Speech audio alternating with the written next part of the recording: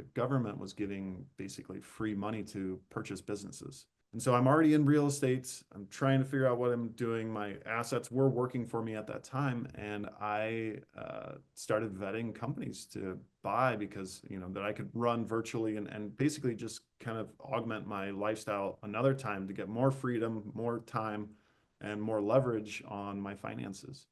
And so after vetting over 100 companies, I landed on US lead list.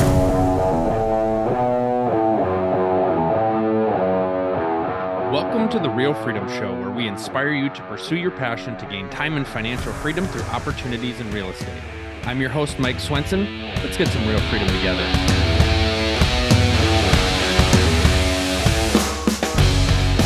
Hello, everybody. Welcome to another episode of Real Freedom, Real Estate Leverage Freedom, where we talk about different ways that people can build time and financial freedom through different opportunities in real estate. I am your host, Mike Swenson. If you want to get started or you're trying to figure out which path to take or what to do for your real estate journey, your real estate investing journey, check out our website, freedomthroughrealestate.com. That's freedomthroughrealestate.com. We have lots of great content on there for you to kind of figure out what's a great path based on your passions, based on your skill set, based on your time available. And it's a long journey. It can change over time and you never know which path your journey is going to take. And so that's why we love highlighting different people, sharing their stories. So today we've got Micah Nicholes on. Micah is the president of US Lead List. So we're going to talk a lot about getting leads, working with leads, trying to figure out ways to get business and get deals for you guys. And so we're certainly going to talk about that. Micah's also going to share kind of his background. And so we've got a very exciting episode for you and excited to dig in. So Micah, we're so excited to have you on the show. Thanks so much for having me, man. It's always a pleasure to come on and chat with cool people who like sports more than I do. Or at least American sports. I'm a soccer fan. I didn't tell you that earlier. But anyway, so yeah, I really appreciate you having me. Go ahead, just get started, kind of share your background and kind of your experience in real estate, and we'll go from there. So it all kind of started before real estate. The freedom thing is what I was always searching for. I had kids when I was really young. So I think I had my first kid when I was 22. And then we had 3 kids in succession, basically 2 years apart. So I was, mid-20s, 3 kids, and I had a crappy W-2 job that I was just stuck grinding in. And I think from the beginning, from kind of inception of the character of who I am, I've always been an entrepreneur. And so, I always had some side hustle, from construction to selling wood to I had a, pig farm. Like I had a sawmill, all sorts of things. And so I tried dozens of things, and really what moved the needle for me and why I'm passionate about real estate and love it is like it gave me the freedom where I could actually, fire myself from my job and live a life closer to what I always wanted, which is like more time with my family, more freedom to do what I want, more ability to kind of, I guess, explore the curiosities of life, which is for me what I get excited about. I don't get excited about going to work for other people, and I'm assuming most of the listeners here don't either. And so anyway, here I am, 25. I've got 3 kids. My life is crazy. I'm overloaded, too much work, not enough money. And I was close to like, 2013. 2015, I bought my first rental property. It was a 4-plex in rural Wisconsin, and I paid a whopping $52,000 for that. And so, it was on-market deal. Back then, you could still find really good cash flowing on-market deals. That's not really the case anymore. But so yeah, all of a sudden, like, I think, I paid $52,000. It was generating gross, about $2,000 a month.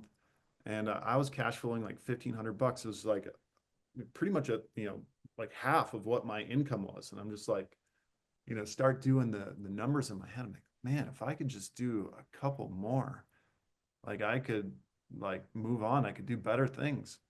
And so the next month I bought a 5-unit for $90,000. That one made something like $3,200 a month. And I got pretty close to offsetting my income with that more passive. Real estate investing, the people who sell it to you as, fully passive are either syndicators and they're telling you the truth. They just want your money so they can put it into a deal, or they're lying to you, because being an active real estate investor, there's still work. You still have to maintain, you have to make sure you're getting paid. You have to keep track of your property management, whatever it is. And so for me, I juggled my W-2 job and I managed these properties, and I literally just pushed everything back into them because they were, the prices I mentioned, they were in rough shape. So anyway, I made them nice and grew that. And once I kind of saw that formula, I just started trying to figure out other tools, other ways that I could invest, make money with real estate. And so, learn about wholesaling, learn about wholetailing, and just kept on adding kind of more tools to my real estate tool belt. And it's crazy, you kind of mentioned this. It's like, just when you think you understand all the concepts around real estate investing, like lo and behold, there's this like other thing that comes, you're like, I had no idea about this. I've been in this space for a decade. Like, I can make money in real estate doing that. Like, you kidding me? And so it's fun because you're absolutely right. There's so many different ways that you can monetize and have fun and make money in real estate. Anyway, so I just started doing a few deals here and there every year. I still have my W-2. I was still managing those properties, and I eventually quit my job and started a business. I was doing the lowly work of overhead garage door. So I started a garage door company, and I was doing that, and it gave me more flexibility and freedom so I could chase real estate when I needed and wanted to, and then I would do my construction work. But in 2020, I hurt my back really bad. Doing that kind of work, it's super physical. And so I found myself in a position where I literally couldn't get out of bed for 9 months. I was just horizontal. And then, at the same time, COVID is happening, just kind of started up. And so for me, I was left in a predicament. Like, what do I do? I still have bills to pay. I still have to, feed my family, and I'm stuck in bed. And so, I did a few things, but in that process, at the time, the government was giving basically free money to purchase businesses. And so I'm already in real estate. I'm trying to figure out what I'm doing. My assets were working for me at that time. And I started vetting companies to buy because, that I could run virtually and basically just kind of augment my lifestyle another time to get more freedom, more time, and more leverage on my finances. And so after vetting over 100 companies, I landed on US lead list. And so these two guys, they were in their 70s. They started it in, 2006, I think.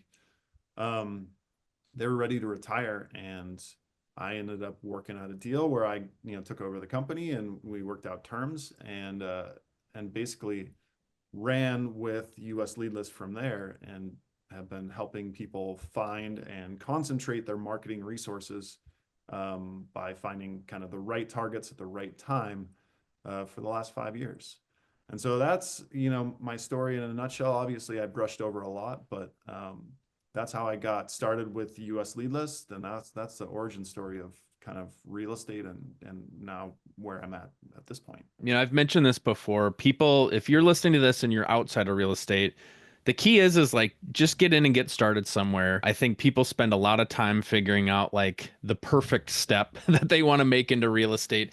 And it's like, no, your journey, it's just find a way to get in, find a way to get some experience, to figure out what you like. For you, it was a couple of properties led to something else and thinking about different things. And then, you wouldn't have ever come in probably like, oh, I think I'm going to buy a company and run across US lead list, but it's because you were doing other things inside of real estate. You learned a little bit more. You're looking for kind of ways to add income, consistent income. And so I think, for other people too, realizing like, yeah, you can buy businesses inside of real estate, work things out. There's people that own companies that are looking to retire, and there's people like you looking to take over companies too. And so there's just lots of good opportunities. And so interviewing all these people over time, I just hear these great stories of your path is going to take different turns, but because you did something to get started and you kind of, got into the real estate space, other opportunities open up. And knowledge that you gain from inside of real estate can help in different ways. Different relationships you have can benefit you in multiple ways. And so come on over for people that are still outside of real estate and want to get in real estate. Just get in. So even if you mess up, my biggest failures have turned into my largest successes. Um, you just have to be take the initiative to start doing something, mess up, grind it out. Maybe it's a win, maybe it's a loss, but at the end of the day, if you sit and watch from the sidelines, like, you're not going to move anywhere. You're going to end up in the same place you were. So talk a little bit about going through the process. So, taking a step back, maybe not necessarily, US lead list, but in terms of analyzing businesses, I hear more people doing that as a way to, I can buy properties, I can get cash flow. Cash flow is a little bit trickier to find sometimes now. Would love to buy a property for $50,000 or $90,000 now. However, maybe a good move might be to get into buying a company, getting inside the real estate space as a way to then get you out of your W-2, build some cash flow, and then maybe you can build that up and use money to invest. So talk a little bit about that process for you. I know you kind of touched on a little bit, but the why behind that, kind of what you were looking for in companies. And then now, what you're doing, your day job, right, really helps to build and grow wealth or build partnerships, relationships, connections with other people. And so you are kind of double dipping your time with what kind of your day job is versus your other interests. That's a large question. I'll tell you what it was like for me and what I was specifically searching for. Um, at first in my search, I was kind of just agnostic. I would look at anything. I'd work with these business brokers and just look at the P&L and what the revenue is doing. The different kind of angles that these guys had on making money, and just tried to familiarize myself with, like, one, just kind of the spreadsheets. Can you read a P&L, like, the numbers of the business? Because you're not buying, the numbers from the past. You're buying the ability for this business to generate revenue for you in the future. And so I think you always have to kind of frame where, what this business can do for you going forward. And so, everything that you're going to see is all based on what's done in the past. And so there were a lot of businesses that, like, on first glance, they look great. They look, they're making all this money, and it's just like, okay, but where's that industry heading? Where is my unique positioning in that space, in that geography? Because for me, I was looking at mostly remote businesses that I could run from anywhere. And that was one of the prerequisites that I set, that, just kind of filter it down a little bit. And so, I looked at, literally everything, franchises to, whatever it was. And so there's a lot of different ways to kind of mince that apart. So after looking at, like I said, over 100 different P&Ls, 100 different companies, basically propositions for me to buy them, I started to just develop, like, a sense of what I wanted, what this business could do for me. And I think that's the most important part, right? It's like, if you don't know what you want a business to do for you, you could end up being in the middle of something that you don't really want to be a part of. And then it's kind of like, it's almost like a W-2 again. You're trapped. You bought this company. You bought a W-2 instead of somebody else giving you a W-2. Yeah. So you have to be careful there. And there's nothing wrong with that if it's a step in the process, right? It's like, you can always hire yourself out. You can move on, so you can move on to better things. But anyway, for me, why this company was so exciting to me is, like, I already mentioned that the owners, they were in their 70s. We run a digital business. Our product is digital. It's records. And they were running it from paper. Literally, they would take their orders by paper. That they would hand run all the credit card, basically all of those things. And so for me, outside looking in, it was already in real estate, which I love. I've always liked real estate. It's always drawn to me. I just get excited when I think about it. So that checked a really big box.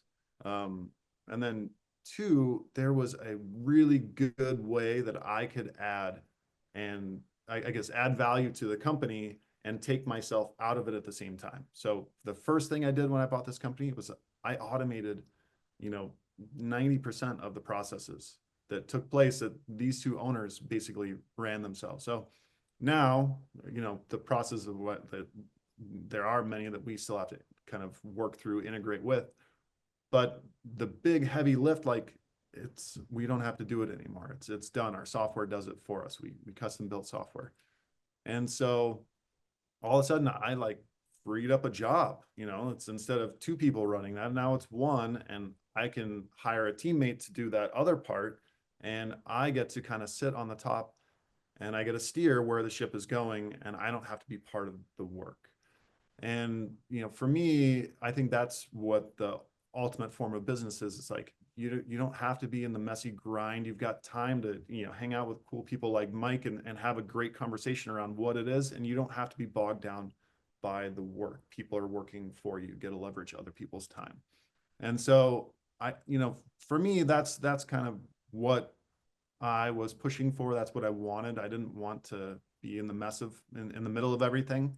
And that's kind of what we achieved. And so now I kind of split my time between actively work on real estate deals, and then I manage my team who does most of the work on the business side. It's leverage, right? It's exactly what we're talking about. Talk a little bit about US Lead List for people wondering, what the heck is it? What do you guys do? What's the value proposition there? Dig in a little bit more on that. I mean, at its core, we're basically trying to help people concentrate their marketing resources so they're basically in front of the right people at the right time, so they can transact more deals. And we do that on the data side. And what I believe we are better at than anyone else is we align death and real estate ownership. And so I'm sorry, it is morbid. The whole premise of it is like you actually are inserting yourself into a tragic situation. But on the flip side, if you were to take our data and to basically look back 2 years, 50% of all of the records that we have, they sell their property. That is a huge, huge concentration over just, if you were to basically shotgun market, hit everyone in an area, you're concentrating your marketing dollars way, way more of people who are going to transact. And, that's really at its core what we're trying to do. Buy more properties and spend less on marketing. And so we basically generate a national list of properties that, that someone passed away and they're the owner. And we build that every single month. And it's kind of like a data as a service or a data subscription. So, let's say you're in the Twin Cities, right? So like Hennepin. So in Hennepin County, you're one of 3 people. We only sell our data to 3 people at any given time. And so you're one of 3 people there. You get a list of 200 people who had those two, conditions. Someone passed away and they own real estate, and we give you that list, and then you market to it to find off-market properties. Pretty simple. And I know for a lot of people, yeah, I mean, chasing the deal, chasing who's actually going to sell, like that's a tough deal. And so like you said, if you can put yourself in front of the best audience that has a high likelihood to sell, that's a big deal. So are these people that might be interested in these lists, are they people making cash offers? Are they flippers? Is it kind of anybody and everybody in between? Who are kind of your targeted audience here? As far as customers go, most of the time we're dealing with 3 people: realtors, investors, and a hybrid of both. And so, it's somewhere in that spectrum. Locally, I work with my partner. He's a real estate agent. And so we kind of come at it from both angles. I'm the cash offer guy. He's the, on market agency side, where he's offering, nicer property. They don't want to sacrifice equity for convenience. And so he's like, hey, absolutely, we'll list this property for you, get it sold.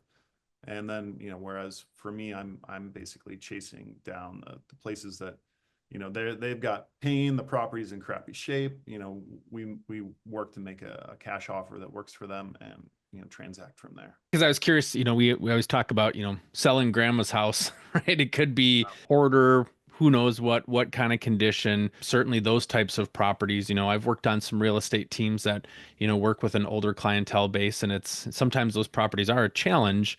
And yet in a market like this, you find a buyer who wants to buy it, fix it up. There's a ton of value there. And so being able to get something off market at a great price, or like you said, to your point, somebody who wants to list it, depending on the condition of the property, there's, yeah, seems like a lot of great needs that you guys can help fill. Yep, yeah, and so that's our core product. We do other things too. We do skip tracing. I kind of act as an ad hoc consultant. Um, and so I meet with our clients regularly. Basically just help market, help find more traction and lead gen in real estate. Because I mean, at least right now it's shifting a little bit, but finding buyers isn't that hard for a good, well-priced property, right? Like there's a lot of people who want a good place to live right now. The hard part is, can you find a property that's off market, that's, needs work or even doesn't need, like what I just got an accepted offer on a property we bought for, I think 80,000. We're selling it for 150 and we did nothing to it. Zero. We literally just turned it over, put it on the market, and we're selling it that way. So the challenge is it's like finding those properties that, these people like are willing to sacrifice some of their equity for the convenience of purchasing. And I mean, a lot of it, it's like, it's a grind, you just got to do it. And so setting up the right systems, basically like making it easier for especially someone who's got a W-2 and kind of lining up all of those things. So that work is happening while they're at their job, and they get an opportunity to work on this real estate deal and maybe make their yearly salary in one transaction or more. It's like, real estate changes as you go along. Last year, I went through this. It was actually really challenging because I know about developing. I heard about it, like whispers of like, oh, well, how do you take a residential property or a plot of land and turn it in, rezone it, turn it into a multifamily. And so I got this opportunity where it was 4 acres basically in the middle of Madison, where I live. I live close to Madison, Wisconsin. And this guy, wrote back to one of my letters, which is really unusual. Normally people call, there's a number on there, but he wrote back. And so I wrote him a letter, and then I, skip traced him, and I called him, and then I door knocked him. Like, I chased this guy really, really hard. So after the 3rd door knocking, I finally meet this guy. He was super nice gentleman. But yeah, he had this, like, what was the original farmstead of all of Western Wisconsin, or sorry, Western Madison. And so he had like the last remaining 4 acres of this original farmstead, and his sister passed away. He owned another parcel next to it. And I made this guy 10 offers, literally 10 offers. And the first one was offensive, but fortunately he liked me enough where I got to give him more. And we ended up locking it up for a lot of money, way more than I thought we could pay, because I partnered with someone who knew more about real estate than I did, a developer. And that situation, all of that chasing led to me assigning a deal for the most I've ever done in my career. We transacted last spring, and my partner and I walked with $250,000. We didn't transact. We wholesaled it to another developer. And I mean, like, that's life-changing money. And I didn't even, I'm one of 7 kids. We were poor as dirt, man. We had like literally, we had nothing. My dad was a truck driver, and to go from literally having nothing growing up to, doing a deal like that where I'm making, 2.5 times my dad's salary in a day, with the combined work of maybe 20 hours. Like, it is literally mind-boggling. And if you can, I guess, put yourself in a position of opportunity and knowledge and willingness and to grind that out, like, man, the sky's the limit. It's I would just encourage everyone who's listening. It's like, those deals are out there. Like that's just, one in, hundreds, thousands, like the opportunity is there. You just have to put yourself in a position where you can grab it. Are you looking to get started or scale in real estate investing but don't know your next step? Are you overwhelmed thinking about finding deals, analyzing deals, doing due diligence, and managing properties on top of it? Go ahead and push the easy button and invest with us. Real estate investing is what we do full time. We've done dozens of deals with hundreds of doors. We have the knowledge and experience to handpick the best deals that most investors can't find. We vet large off-market deals all the time where you can hopefully find returns and economies of scale that you just can't find on your own. The best thing is it's 100% passive to you for less capital than you put down trying to acquire a property on your own. Don't let this year go by where you don't make the leap, add to your portfolio, or you just sit in analysis by paralysis. To find out more, visit freedomthroughrealestate.com and click on invest. You can book a call and learn more there.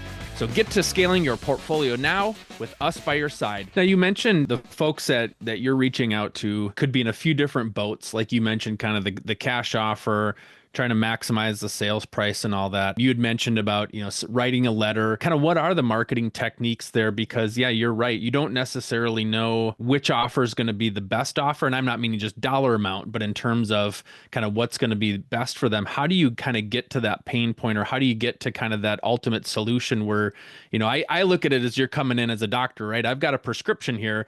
I don't know what prescription I'm going to write depending on the problems that you have. So how do you kind of find your way through that conversation to figure out what's going to be the most helpful offer to make to them? That's such a good question, because this is where everyone kind of gets caught up, especially people who are just starting, because all we care about as investors is like, okay, bottom line, like the numbers. Okay. Mhm. I got this guy, he wants to sell. He told me he wants to sell, and I make him an offer for 50 cents on the dollar, and I never hear from him again. It's like, okay, well, that's a tactic, and it does actually work sometimes, but I don't think that you're capturing the full opportunity when you approach a situation like that. And so for me, it starts, I send people letters. I do a lot of direct mail. I like direct mail. I like people, calling into me saying, hey, yeah, what you're offering sounds good. So my initial letter in my sequence that I'm hitting these people with, I don't even say I want to buy the property. I just say, hey, my name's Micah. I have a question about your property. Give me a call. And well, one, what that does for me is like my response rate goes through the roof. It's like my typical campaigns, if I'm sending a letter that says, hey, I want to buy your property for cash, we can make it really convenient, da, da, da, da, da. I'm getting 1 to 2% response rate. With that first letter in my sequence, I'm getting closer to 10% and over 10% response rate. And yeah, like there's a lot of kind of triage, people who actually don't want to sell. But what I get from that letter is like the people who, aren't, they didn't have time to premeditate whether or not they want to sell. I'm on the phone with them, and it's like, hey, my name's Micah. I'm a local investor. And, I'm just wondering if you'd consider selling your house, if that's a possibility for you. And, from there, the answer, there's three options: yes, no, or maybe. And so those yeses or maybes, from there, I basically just back up. And, as soon as they say yes or maybe, I say something to the effect of, okay, well, tell me about your situation. And what I love about that is from a psychological standpoint, that's an open-ended question. They can't say yes or no. They have to elaborate on their circumstance. And that does, two things for you as someone who's trying to get traction in a real estate deal. You're creating rapport, which, you're actively listening, you're, mirroring what they say when it's something important, and you're collecting information. Both of those things are huge wins for you. And for me, like that's how, I start the conversation, and I just keep on doing that. Oh, you lost your sister passed away. I'm so sorry to hear that. Like, and I don't pretend like I'm empathetic. Like I've lost several people whom I love, and that's a really hard situation. And, from there, I just collect information. Like people will tell you, like yesterday, I had a sales call with this guy. I was trying to buy his land. I had him on the phone for an hour, not because I wanted to sit and talk for an hour, but because I just kept on asking him questions that he gave me more information around. So now I know that he owns not just this property, but 2 other properties that I might be able to buy. And I know his pain points. I know what's hard for him. I know the solution for him. And if you do this right, people will give you literally all the ingredients to solve their entire problem. And all you have to do is mirror it back and put it in a digestible way where they understand. So they just told you all the ingredients that they need to close. Now you just put it back together in front of them and say, hey, if I were to be able to solve, this lot problem over here, and, we could figure out a way to transact part of this other land so you could build that house that you've been dreaming of that you don't even think is possible. Would you consider that? All of a sudden, like, their eyes light up. I'm like, absolutely. So for me, that's my approach. My sales calls, and I have an acquisition person. They're way longer than industry average. We're not trying to get to dollars and cents. We're trying to uncover what the problems are, and as soon as we do, we solve their problems by basically repeating back to them what they tell us.